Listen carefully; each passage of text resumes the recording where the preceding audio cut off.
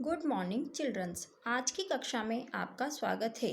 आज का हमारा टॉपिक है अव्यय, यानी हम अवयव शब्द के बारे में अध्ययन करेंगे। सबसे पहले हम अवयव की परिभाषा पढ़ेंगे। अवयव की परिभाषा होती है किसी भी भाषा के वे शब्द अव्यय कहलाते हैं जिनके रूप में लिंग, वचन, पुरुष, कारक, काल इत्यादि के कारण कोई विकार उत्पन्न नहीं होता। ऐसे शब्द हर स्थिति में अपने मूल रूप में बने रहते हैं, अर्थात उनमें कभी भी परिवर्तन नहीं आता। क्योंकि अवयव का रूपांतरण नहीं होता, इसलिए ऐसे शब्द अविकारी शब्द होते हैं।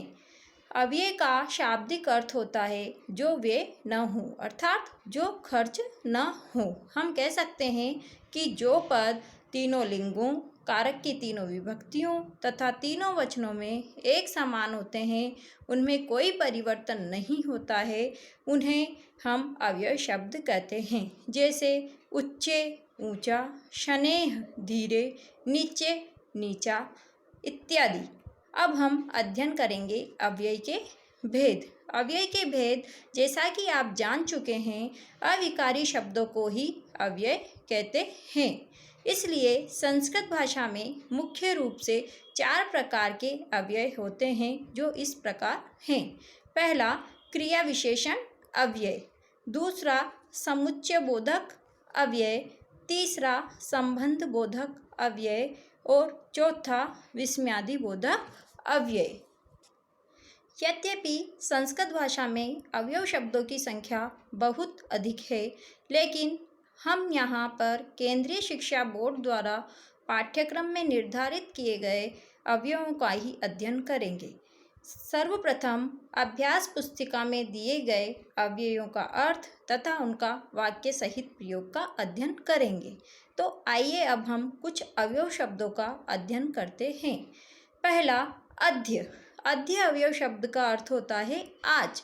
इसका वाक्य प्रयोग होगा रामः अद्य गमिष्यति, राम आज जाएगा।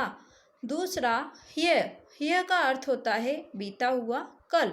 ह्यः का वाक्य प्रयोग बनेगा उत्कर्षः ह्यः दिल्ली नगरम अगच्छत्। उत्कर्ष कल दिल्ली नगर अगच्छत् गया। भूतकाल का क्रियापद है ये। श्व आने वाला कल। शिवम श्वः मुंबई नगरम गमिष्यति, शिवम कल मुंबई नगर जाएगा। गमिष्यति यहाँ पर ऋट लकार भविष्य काल का क्रियापद है। अपि अवयव शब्द का अर्थ होता है भी। अलका अपि आगरा नगरम गमिष्यति, अलका भी आगरा नगर जाएगी। इदानीम इस समय। इदानीम अहम पुस्तकम पठामि, इस समय अहम इसमें पुस्तक को पठामि पढ़ रहा हूँ, इस समय मैं पुस्तक को पढ़ रहा हूँ। अधुना अवयव शब्द का अर्थ होता है अब।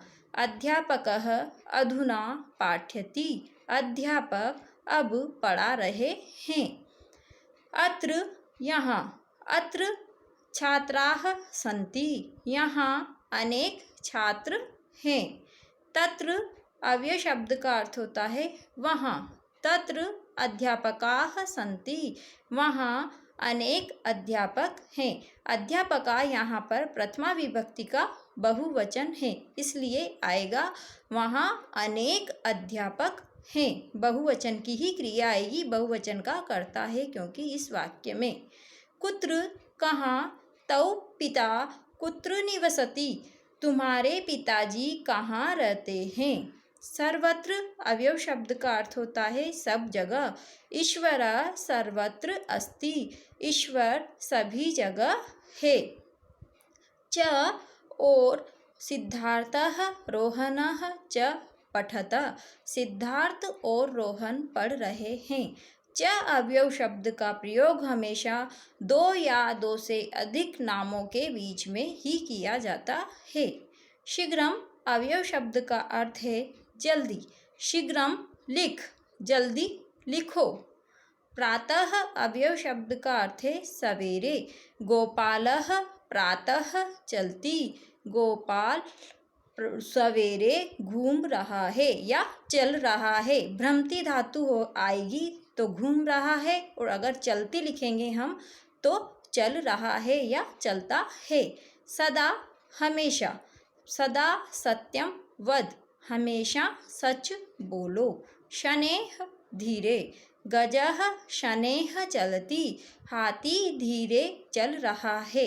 और अगर हम शनैः शनैः 2 बार लिखेंगे वाक्य में तो वाक्य बनेगा गजः शनैः शनैः चलति, हाथी धीरे धीरे चल रहा है। साय, शाम को, ईशानः सायं क्रीडति, ईशान शाम को खेलता है। पुनः अवयव शब्द का अर्थ होगा फिर। पुनः पुस्तकम पठ, फिर से पुस्तक को पढ़िए। आज की कक्षा में हम इतना ही पढ़ेंगे। धन्यवाद।